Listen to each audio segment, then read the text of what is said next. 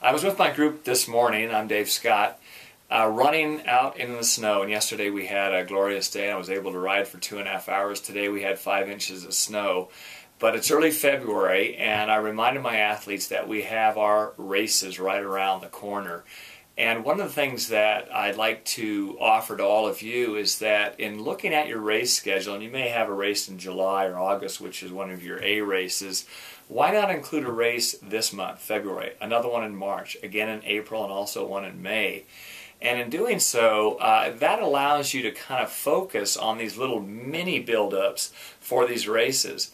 And it may be a race that is not necessarily in your vernacular, in your choice. In other words, you might select a 5K or a 10K run, or maybe a 10-mile run, or maybe it's an early season duathlon that you could enter yourself in.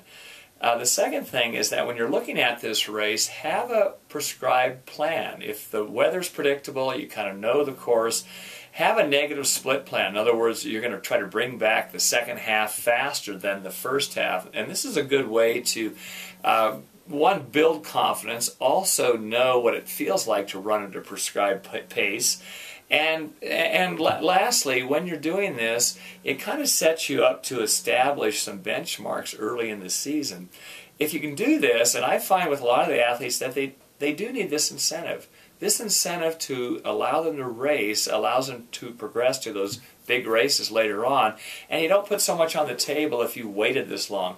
Lastly, add maybe a second element to that race. If I have a 5K race, or my athletes do, I would suggest that they do a bike ride with it as well. So it might be a 15-mile bike ride, a 20-mile bike ride, a 50-mile bike ride, or wherever you are in your seasonal training, and have a plan on that bike ride. What are you trying to accomplish on that day? So it becomes a test day, or what I call a marker set. It really is an indicator of your performance to date. So give it a try.